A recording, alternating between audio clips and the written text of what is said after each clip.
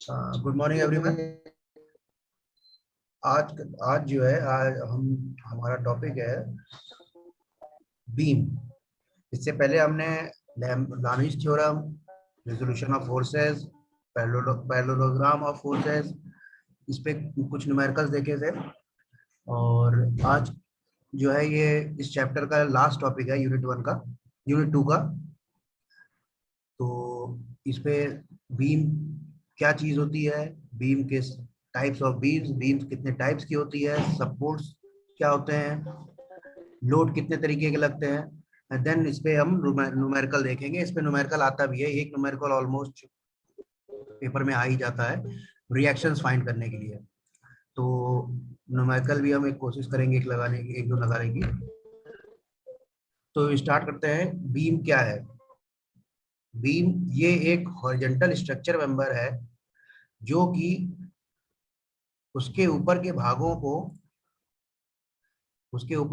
को लोड, जैसे कि स्लैब यानी कि छत का लोड हो गया, दीवार का लोड हो गया, बीम का खुद का वजन हो गया, सेल्फ वेट बीम का, और भी लोड, अन्य लोड को कॉलम पर ट्रांसफर करता है।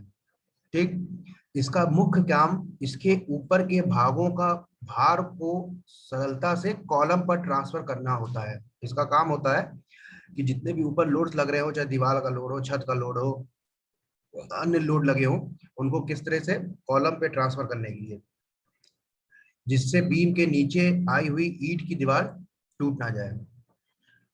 तो अब देखिए, इसमें बताया ये जा रहा है कि जो बीम है आपकी, वो लेटरल जो फोर्सेस होते हैं उसके, अगर आपकी जैसे ये बीम है,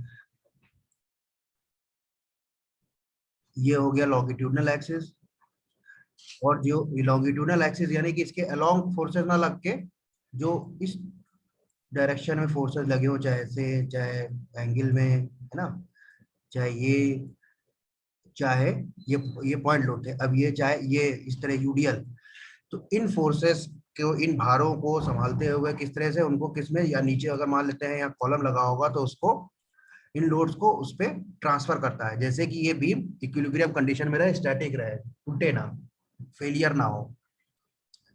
तो ये हुआ बीम। ठीक है।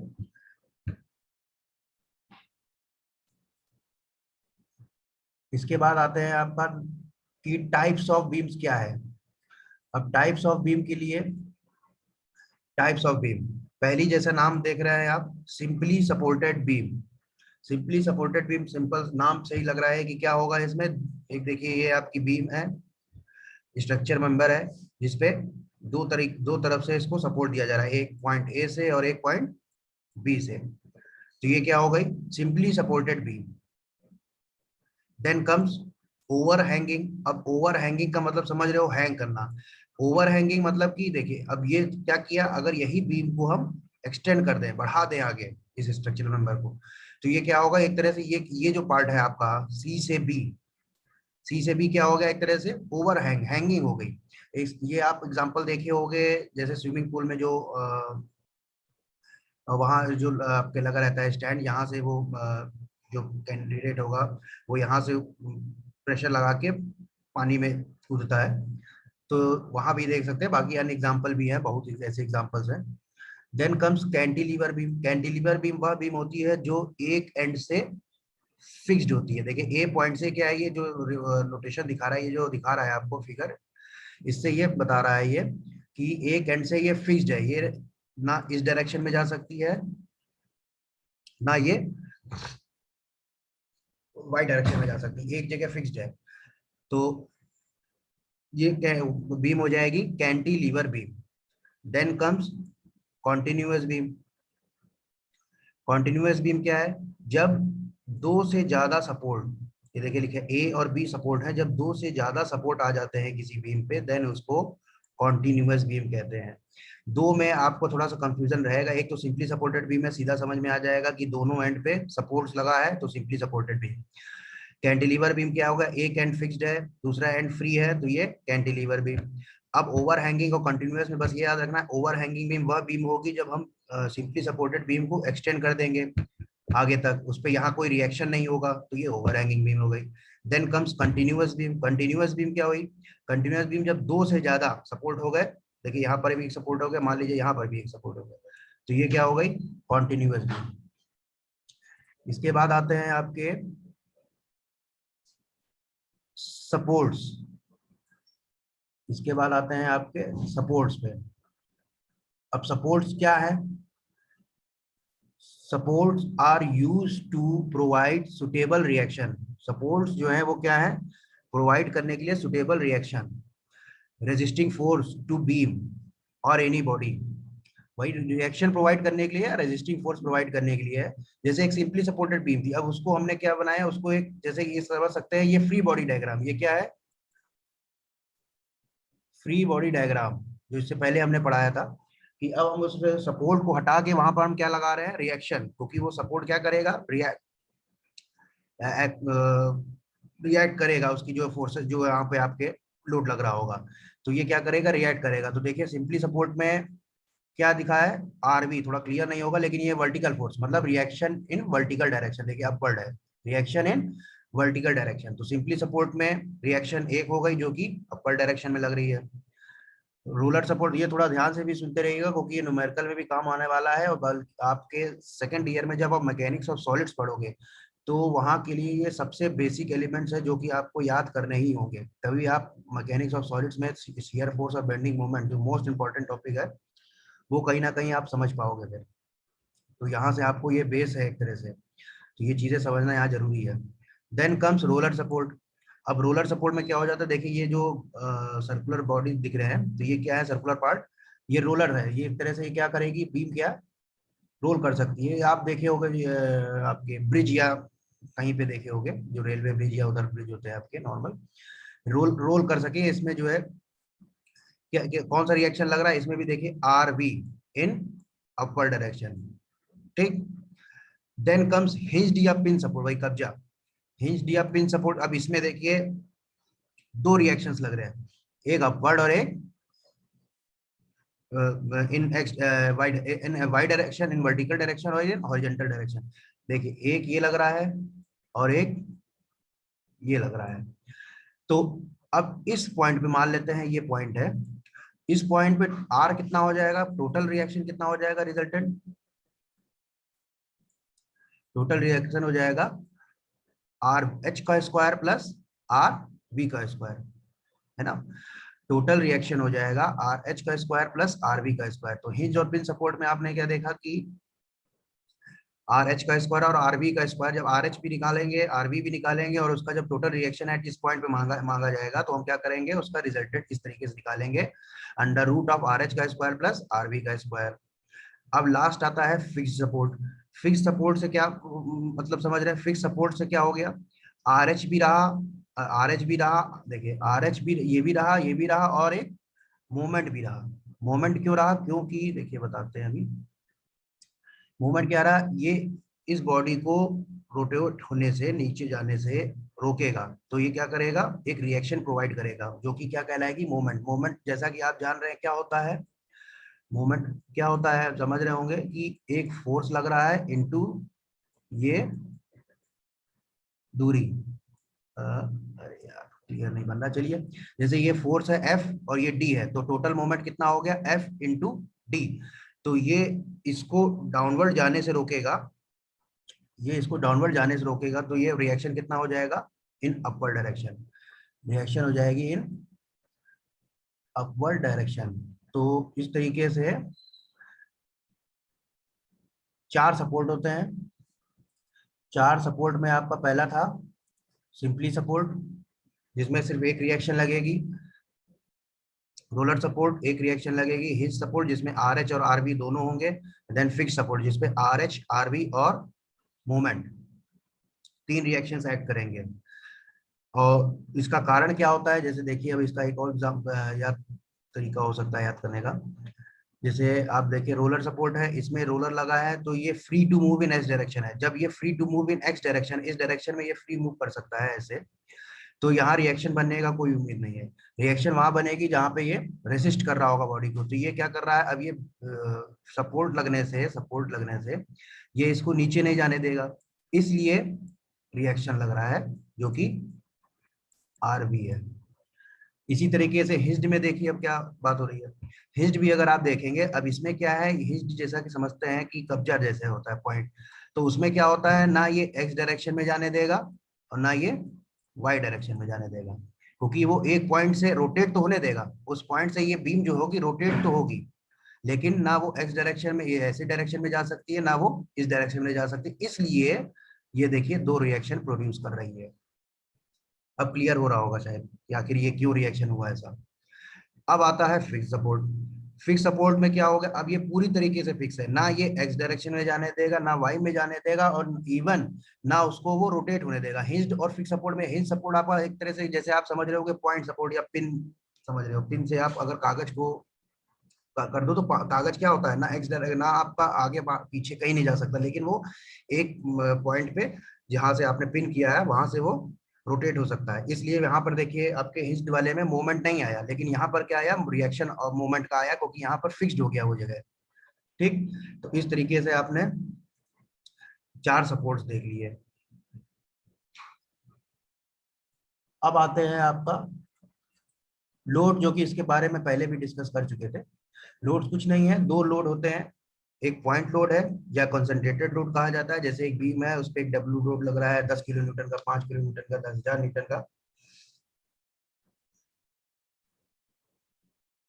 तो ये हो जाएगा डब्ल्यू, और यहाँ पर अब जब ये डब्ल्यू न्यूटन लग रहा है तो यहाँ पर सिंपली सपोर्ट बीम है, देखिए सिंपली सपोर्ट बीम है, दिख रही होगी। अगर ये डब्ल्यू लग रहा है तो ये दो रिएक्शंस इसके काम कर रहे हैं एक दोनों एंड पे, तो ये डब्ल्यू है, तो यहाँ पर क्या रिएक्शन हो जाएगा, मान लेते हैं आर ए, और ये कितना हो जाएगा आर बी, तो दो रिएक्शन काम करेंगे फिर। ठीक, तो ये पॉइंट लोड की बात हो गई कि पॉइंट लोड ऐसे लगता है। अब सेकंड है आपका uniformly distributed load. Uniformly distributed load क्या है, नाम से ही पता चल रहा है कि डिस्ट्रीब्यूशन है, लोड का डिस्ट्रीब्यूशन है, किस तरीके से, यूनिफॉर्म तरीके से। तो अब इस फिगर में अगर आप देख रहे होंगे कि एक बीम है, उस पे देखिए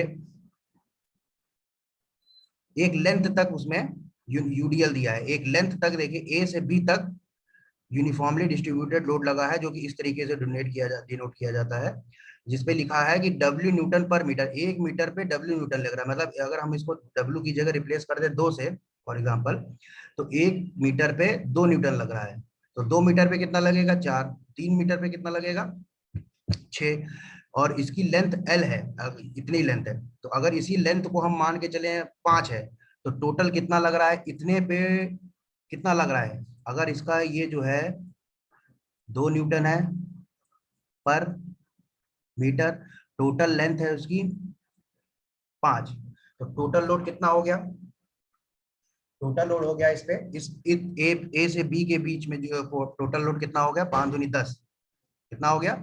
इसको हम फिगर बनाते हैं फ्री बॉडी डायग्राम, इसको फ्री बॉडी डायग्राम कहते हैं। अब वो जो 10 न्यूटन लग रहा है, देखिए ये ए था, ये बी था, ये जो 10 न्यूटन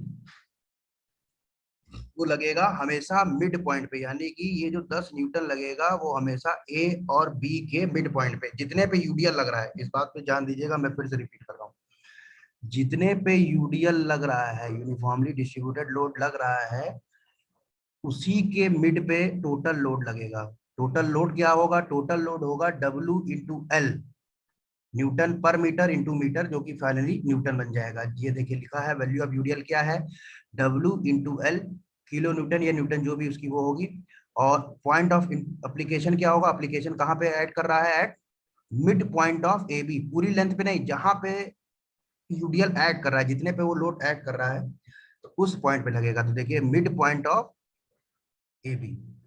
ठीक, तो इस तरीके से आपने बीम, टाइप्स ऑफ सपोर्ट्स और टाइप्स ऑफ लोड, इसी पे इतने में ही आपके 5 नंबर का क्वेश्चन आ जाएगा। बाकी तो न्यूमेरिकल अगर नहीं आता है तो वेल एंड गुड, लेकिन इतने में आपका 5 नंबर का क्वेश्चन कोई ना कोई आ जाएगा। बीम या टाइप ऑफ बीम पूछ ली जाएगी, सपोर्ट्स पूछ सकते हैं रिएक्शन के साथ, टाइप्स ऑफ लोड पूछ सकते हैं। तो होपफुली इतना तो क्लियर हो गया होगा। बाकी एक अब एक इसी पे एक वीडियो दिखाते हैं, और अगर टाइम बचेगा तो फिर आगे न्यूमेरिकल ये जो है हम सोच रहे हैं कल कराएंगे, कल परसों जब भी आपको हम वो करेंगे।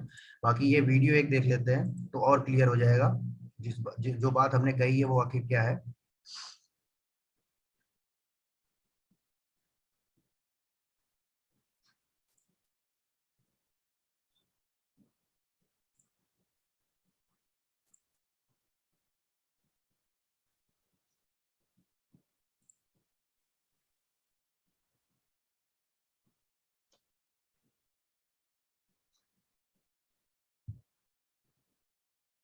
Arvind Nishad.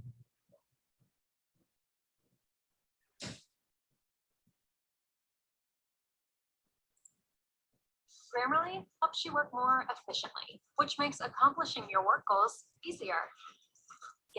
Hello, welcome to the postgraduate program in Artificial Intelligence and Machine Learning offered by the University.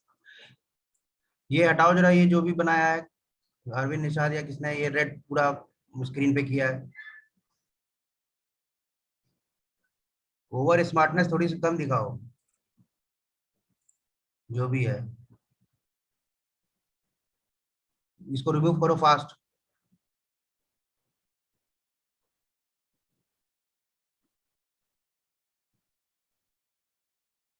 अमन वर्मा, अपूर्व पांडे, अर्चना शर्मा, अरविंद निषाद, आर्यन सिंह, अविनाश सविता, हर्षित शुक्ला, प्रखर शुक्ला, राज सिंह, ऋषि कुमार शर्मा, संध्या साहू, विवेक तिवारी।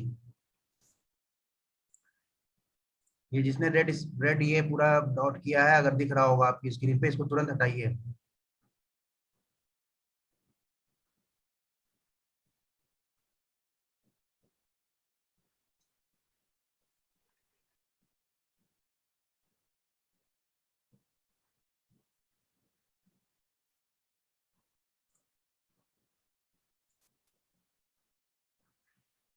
चलिए, ये आप लोग को ये दिख रहा है, स्क्रीन दिख रही है यूट्यूब पे? यस सर, दिख रही। थोड़ा तेज बोल देना, क्लियर नहीं आ रही आवाज। बोला सर, दिख रही। ओके ओके, दिख रही है सर। ठीक ठीक ठीक, देख लो बस, ये 5 मिनट्स का होगा, ठीक। थोड़ा और क्लियर हो जाएगी जो बात हुई है, और बहुत इंपॉर्टेंट टॉपिक है ये, आपके सेकेंड ईयर में भी बहुत काम आने वाली है चीज। इसलिए जो उठा रहा हूँ टॉपिक या जो भी बता रहा हूँ और जिसमें ज्यादा फोकस कर रहा हूँ, तो वो आपके फर्दर बहुत काम आने वाली चीजें हैं। Okay, let's start. In this video, we'll be learning about types of supports used in beams and reaction produced in them on loading. First of all, let us understand what a reaction is. Let us consider a block of concrete lying on the ground. In this arrangement, the block is applying a force of mass times acceleration to the ground.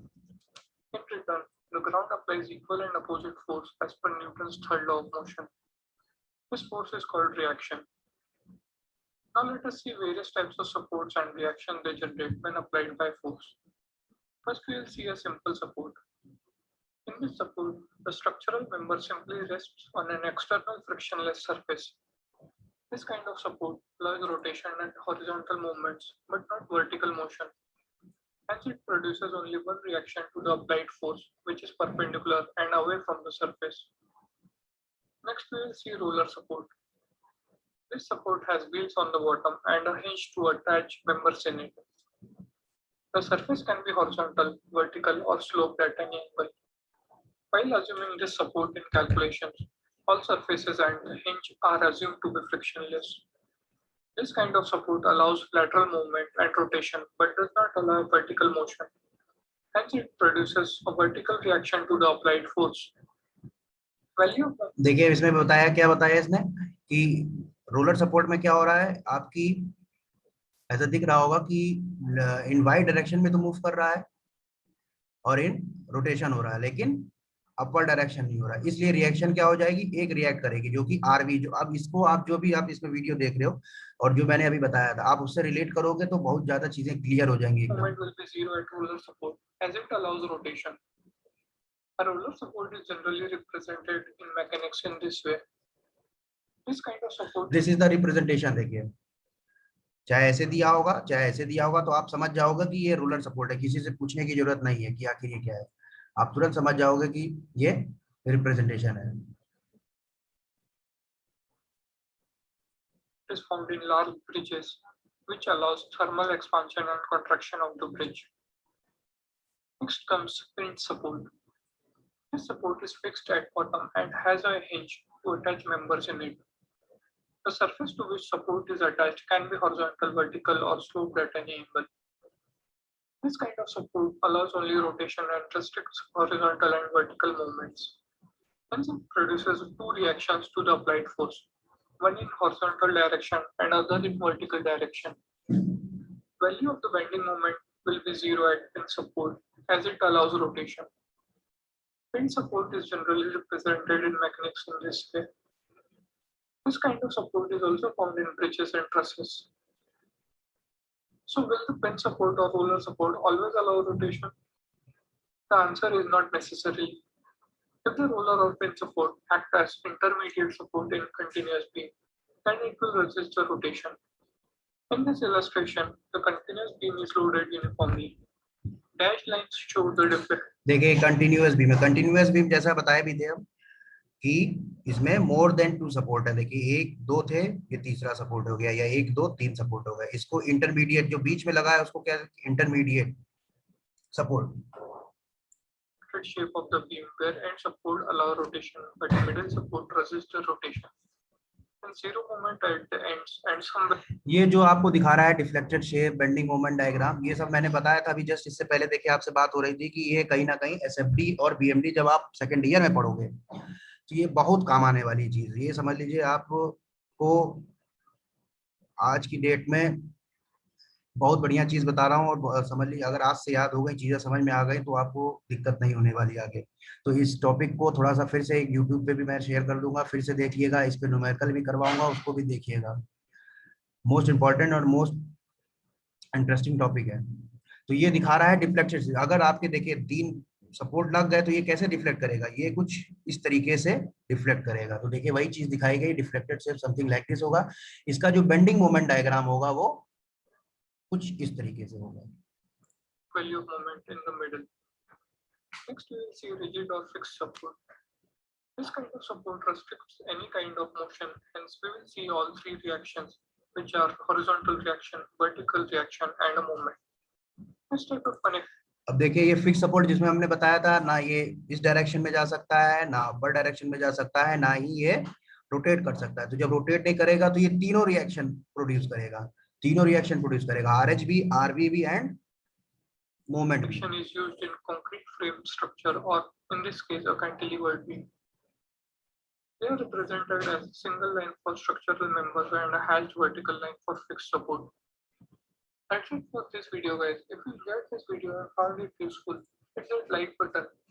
Comment below your thoughts or questions regarding this video. More such content will follow. So, तो इस तरीके से आपने जो है beams, types of beam, supports और types of supports देखा।